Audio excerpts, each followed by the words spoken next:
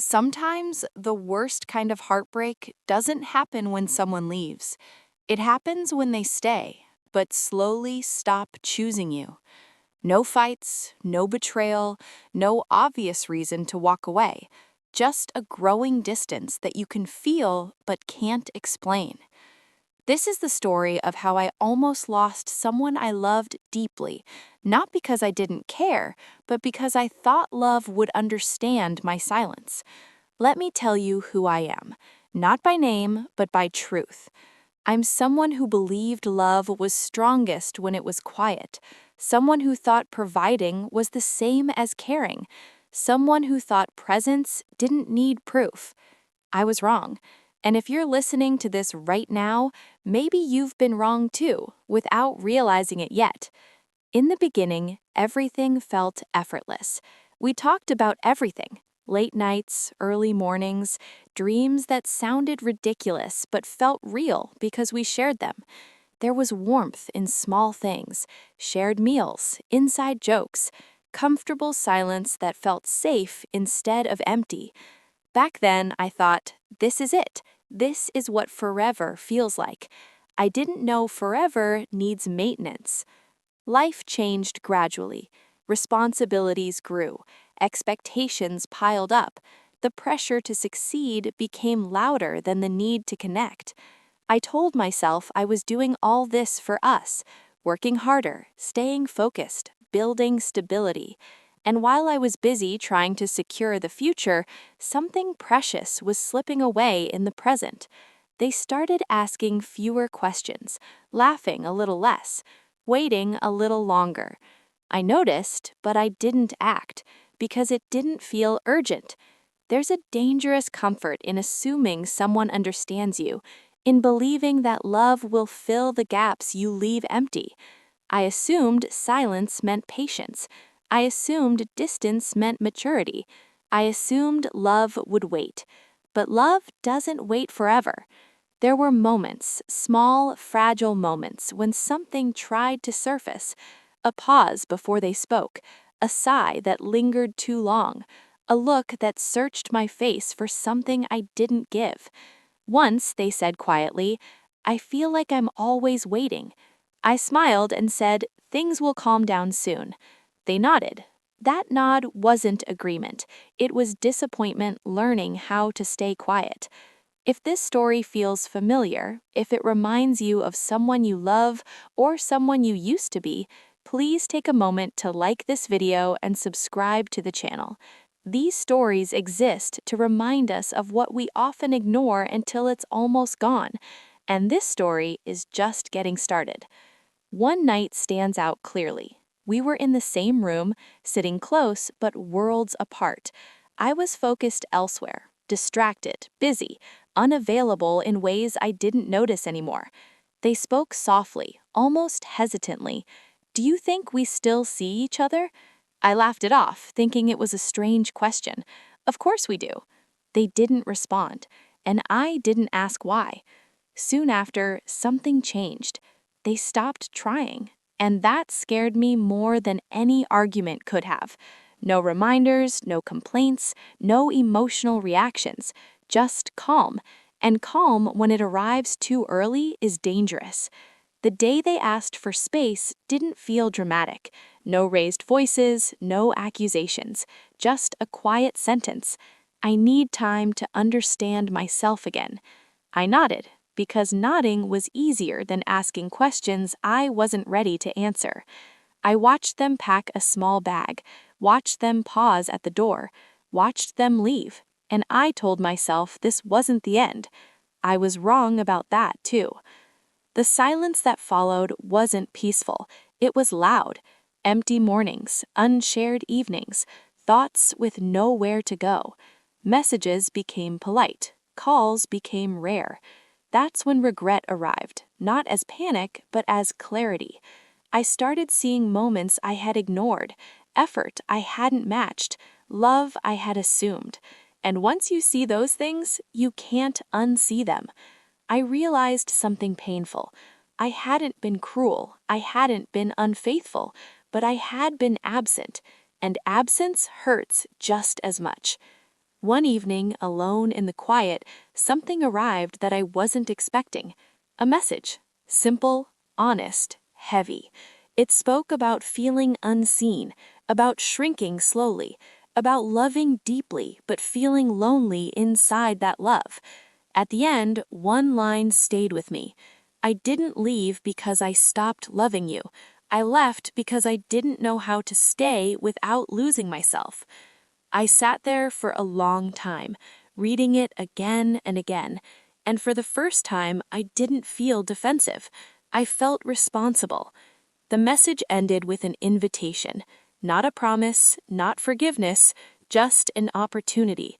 If you still believe we can be better, meet me where we first felt understood. Hope is a dangerous thing, but it's also the only thing that allows change. I decided to go, not to convince, not to beg, but to listen. And as I walked toward that familiar place, I knew one thing for certain. If love was going to survive, it couldn't be built on assumptions anymore. It had to be built on choice. I didn't go there with confidence. I went with honesty and fear. Fear that I was already too late. Fear that listening now wouldn't undo months of silence. Fear that love, once tired, doesn't always come back. When I arrived, they were already there, sitting quietly, calm, different. Not distant, just guarded. And for the first time, I understood how much strength it takes to protect your heart after giving it fully. We didn't hug. We didn't rush. We sat down like two people meeting for the first time, carrying shared history, but unsure how much of it was still safe to touch. "I'm not here to argue," they said gently. "I'm here to be honest." I nodded. Honesty felt heavier than any argument we had never had. They spoke slowly, about waiting, about hoping, about slowly learning how to stop expecting things that didn't come. They talked about feeling small, not because of words said, but because of words missing. I listened without interrupting, and that might have been the most important thing I had ever done. I kept telling myself you were busy, they said, that you cared in your own way. They paused. But love shouldn't feel like guessing. That sentence stayed with me, because they were right. Love isn't a puzzle you're supposed to solve alone.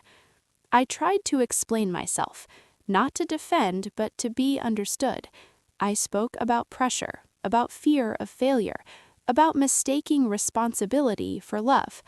I admitted how I thought silence meant strength. They shook their head gently. Silence felt like abandonment, they said, and suddenly everything made sense. We didn't decide anything that day. No labels, no promises, just clarity.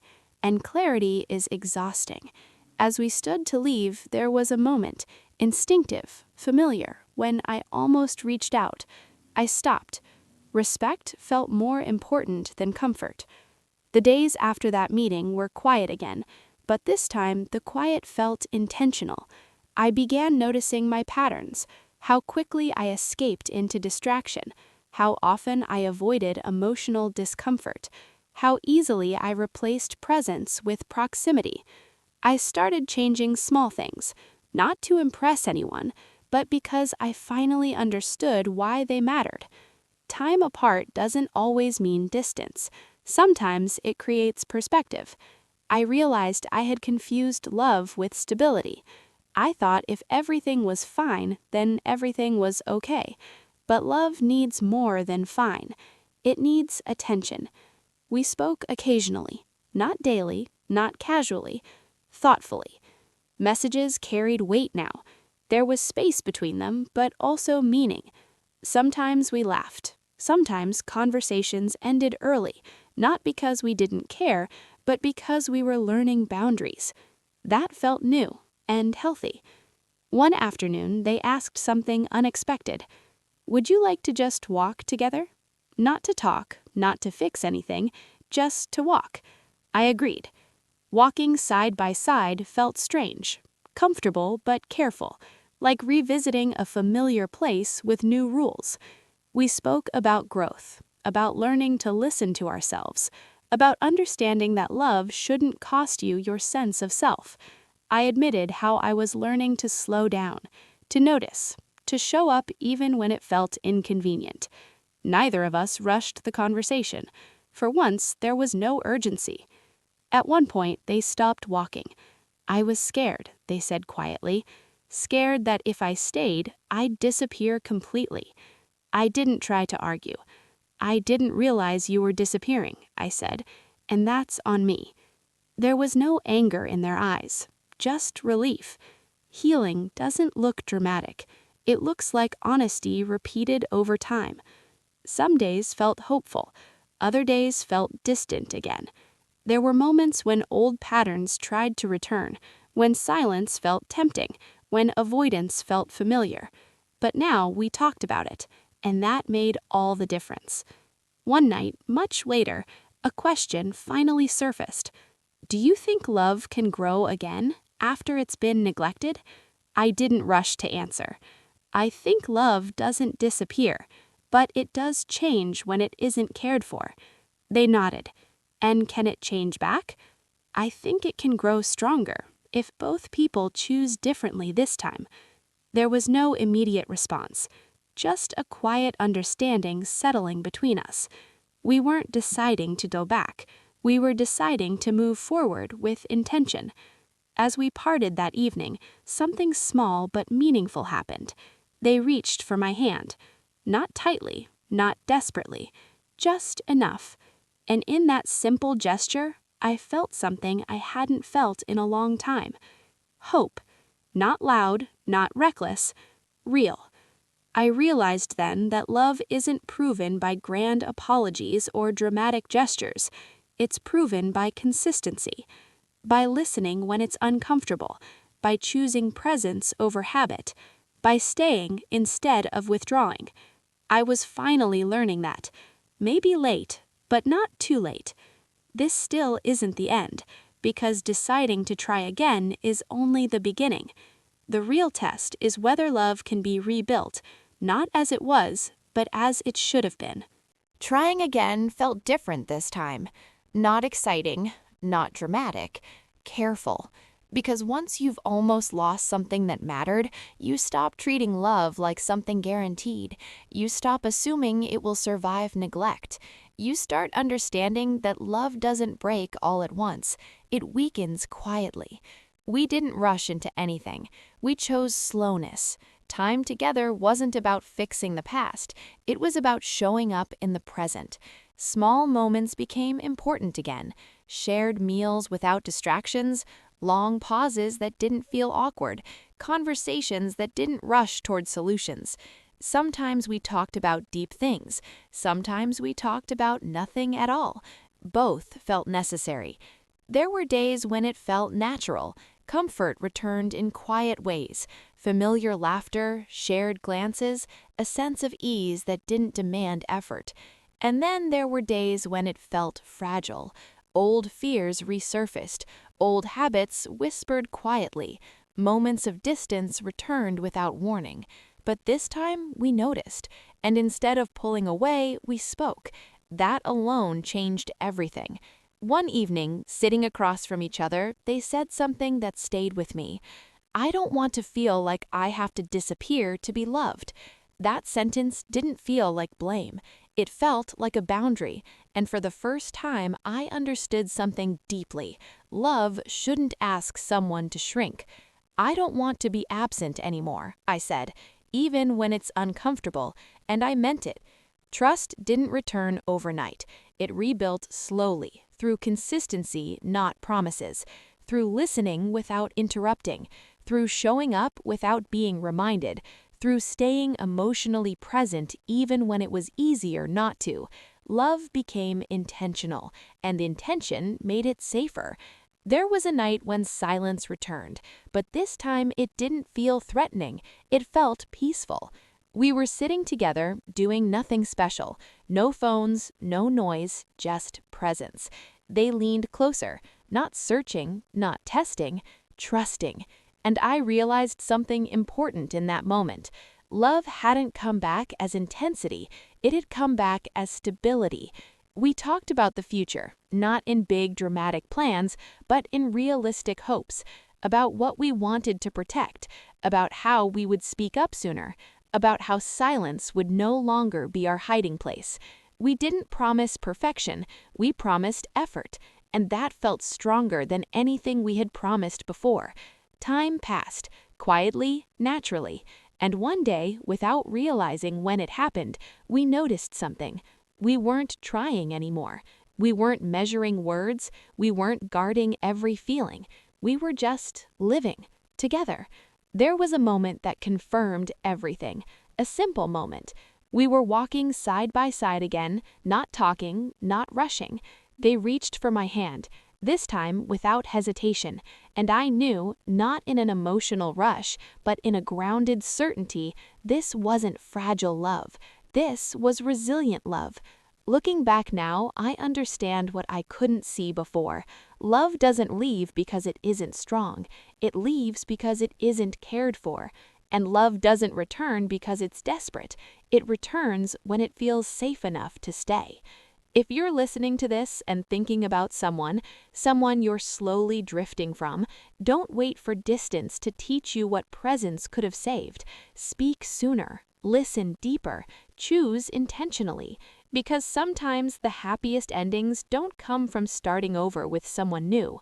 They come from learning how to love better with the person who was there all along. We didn't go back to what we were. We became something stronger, something honest, something real, together. And that was our happy ending.